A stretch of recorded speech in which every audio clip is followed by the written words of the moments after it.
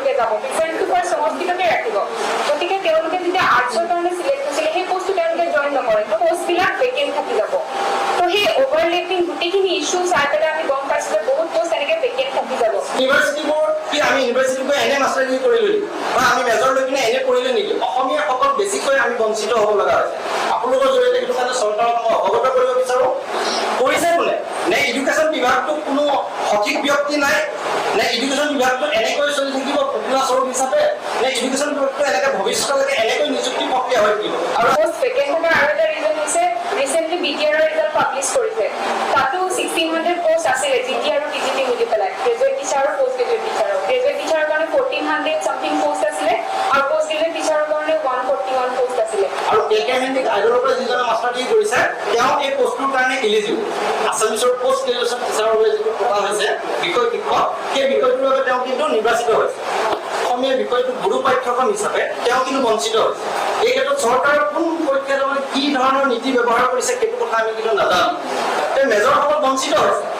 আমি বিচাৰো যে বঞ্চিত কিয় হ'ব লগা হৈছে যে 5 বছৰ গুৰু পাঠ্যক্ৰম হিচাপে অধ্যয়ন কৰাজন যোগ্যনে নে সেই 5 বছৰ থকা ব্যক্তিসকল যি কেকে হেন্দিক আৰু আইডলৰ পৰা মাষ্টাৰ ডিগ্ৰী কৰিলে পিনে শিক্ষক হিচাপে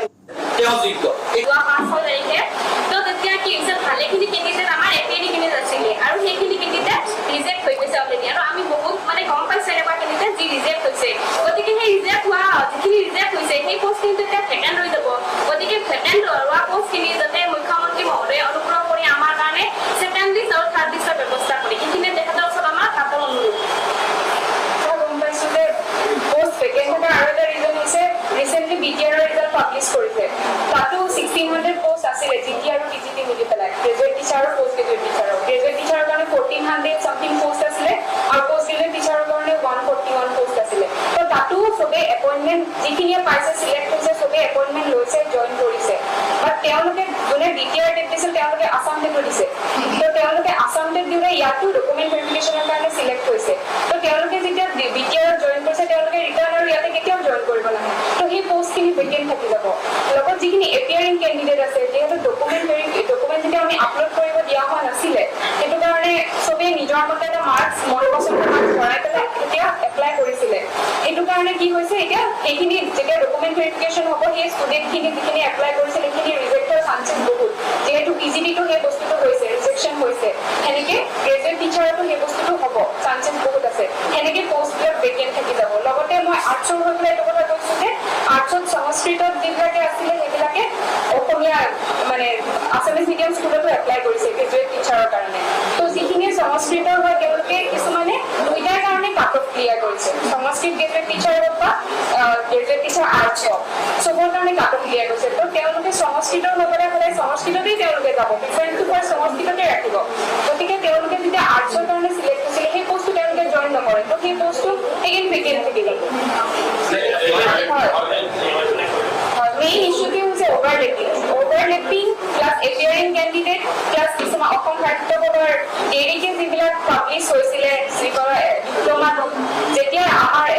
এডভাৰটাইজমেণ্টৰ কাৰণে যেতিয়া দিছিলে ডেটটো তাৰ পিছত এপ্লাই কৰাৰ পিছত পাব্লিছ হৈছে তেওঁলোকৰ যিটো ডিপ্ল'মা আছিলে তো সেইবিলাকো ৰিচেণ্টলি GT যেতিয়া আমাৰ ভেৰিফিকেশ্যন তাতে ৰিজেকশ্যন হৈছে তো GT-টো হ'ব বুলি আমি সেইটো আশা কৰিছোঁ হ'বই সেইটো তো সেই পোষ্টবিলাক ভেকেন্ট থাকি যাব তো সেই ওভাৰলেপিং গোটেইখিনি ইস্যু চাই পেলাই আমি গম পাইছো যে বহুত পোষ্ট এনেকে ভেকেন্ট থাকি যাব তো আমি মুখ্যমন্ত্ৰী মহোদয়লৈ এটাই অনুৰোধ যাতে আমাক পিছৰ নিযুক্তিলে সেই পোষ্টখিনি ফৰৱাৰ্ড নকৰি পেলাই আমাক এবাৰে সকলোকে নিযুক্তি দিয়ে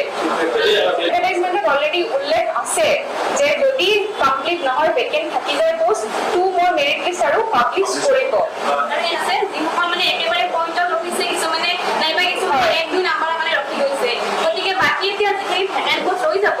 আফটাৰ ভেৰিফিকেশ্যন তাৰপাছত আমাক মানে মুখ্যমন্ত্ৰী মহোদয়ে যেন ছেকেণ্ড লিষ্ট আৰু থাৰ্ড লিষ্টখন দিয়ে তাত বাকীখিনি ৰৈ যোৱা কেণ্ডিডেটখিনিৰ কাৰণে সহায় হ'ব বুলিয়ে আমি ধৰিব লাগিব চব অসমৰে হয় যিহেতু তেওঁলোকে অসম গেটৰ কাৰণেও এপ্লাই কৰিব BTR কাৰণেও কৰিব চবকে এটা চাকৰি লাগে তো তেওঁলোকৰ BTR ৰিজাল্ট যিহেতু আগত পাব্লিছ হৈছে গতিকে তেওঁলোকে সেইটো জইন কৰি দিছে এপইণ্টমেণ্টটো হৈ গৈছে তেওঁলোকে জব জইন কৰি দিছে তো তেওঁলোকে আৰু জইন কৰাৰ পিছত আকৌ এতিয়া আছাম গেটৰ ৰিজাল্ট যেতিয়া দিছে ইয়াতে ভেৰিফিকেশ্যনত কেতিয়াও নাহে তেওঁলোকে কিছুমান হাইস্কুলত অলৰেডি টিচিং কৰি থকা টিচাৰ তেওঁলোকে নিজৰ লোকেশ্যনটো চেঞ্জ কৰিবৰ কাৰণেও এই পৰীক্ষাটো কৰিছিলে অসমীয়া বিষয়ত যিসকল মেজৰ লৈ উত্তীৰ্ণ হ'ল ডিগ্ৰী আৰু মাষ্টাৰ ডিগ্ৰী যিসকলে কৰিছে 5 বছৰ যিসকলে মেজৰত স্নাতকোত্তৰ কমপ্লিট কৰিলে সেইসকলক নিযুক্তিৰ পৰা বঞ্চিত কৰা আটাইতকৈ বেছি তাৰমানে ডিগ্ৰী এটা যেতিয়া কৰা হয় ডিগ্ৰীটো কৰোঁতে আমাৰ আছামিজ আৰু ইংলিছটো কম্পালচৰি চাবজেক্ট ডিগ্ৰী থাকেই সি ডিগ্ৰী কৰিছে পলিটিকেলত বা এডুকেশ্যনত মেজৰলৈ কমপ্লিট কৰিছে গ্ৰেজুৱেশ্যন কিন্তু তেওঁ আছামিজ চাবজেক্টটো পোষ্ট যিহেতু বেছি আছে সকলোৱে গম পায় আগৰ পৰাই চৰকাৰে দিয়ে আছে বুলি সেইটো কাৰণে তেওঁ কেকে হেণ্ডিক বা আইডলৰ পৰা কিন্তু তেওঁ মাষ্টাৰ ডিগ্ৰী কৰিছে আৰু কেকে হেণ্ডিক আইডলৰ পৰা যিজনে মাষ্টাৰ ডিগ্ৰী কৰিছে তেওঁ এই পোষ্টটোৰ কাৰণে এলিজিবল আছামিজৰ পষ্ট গ্ৰেজুৱেশ্যন টিচাৰৰ বাবে যিটো পতা হৈছে বিষয় শিক্ষক সেই বিষয়টোৰ বাবে তেওঁ কিন্তু নিৰ্বাচিত হৈছে তেওঁ নিযুক্তি পালে কিন্তু যিজনে 5 ইয়াৰ্ছ মাষ্টাৰ ডিগ্ৰী কমপ্লিট কৰিলে অসমীয়া বিষয়টো গুৰু পাঠ্যক্ৰম হিচাপে তেওঁ কিন্তু বঞ্চিত হৈছে এই ক্ষেত্ৰত চৰকাৰৰ কোন পক্ষে কি ধৰণৰ নীতি ব্যৱহাৰ কৰিছে সেইটো কথা আমি কিন্তু নাজানো আমি এই কথাটো লৈ আমি এম ছাৰক সেইখিনি কথা অৱগত কৰিছিলোঁ ৰিজাল্ট নিদিয়া যে এডভাৰটাইজমেণ্টত কিছু বিসংগতি হৈছে আপোনালোকে ওৱান অফ ছাবজেক্ট বুলি ক'লে কিন্তু সেই ছাবজেক্টটো বুলি কওঁতে বহুতখিনি ষ্টুডেণ্ট কৰে আজি হিষ্ট্ৰী ডিপাৰ্টমেণ্টৰ হওক ইকনমিক্স ডিপাৰ্টমেণ্টৰ হওক বা পলিটিকেল ডিপাৰ্টমেণ্টৰ তেওঁলোকে মেজৰ লৈ পিনে গ্ৰেজুৱেশ্যন ক্লিয়াৰ কৰিলে কিন্তু তেওঁলোকে আইডল বা কেকে হেণ্ডিকৰ পৰা মাষ্টাৰ ডিগ্ৰী কৰিছে কিন্তু আছামিজত সেই আছামিজত মাষ্টাৰ ডিগ্ৰী কৰাসকলে কিন্তু নিযুক্তি লাভ কৰিছে অসমীয়া বিভাগ অসমীয়াৰ যিটো বিষয় শিক্ষক ঐচ্ছিক অসমীয়া আৰু অসমীয়া সেই অসমীয়া আৰু ঐচ্ছিক অসমীয়া বিষয়ত কিন্তু তেওঁলোকে নিযুক্তি লাভ কৰিছে সেই মেজৰসকল বঞ্চিত হৈছে আমি বিচাৰোঁ যে বঞ্চিত কিয় হ'ব লগা হৈছে যে 5 বছৰ গুৰু পাঠ্যক্ৰম হিচাপে অধ্যয়ন কৰাজন যোগ্য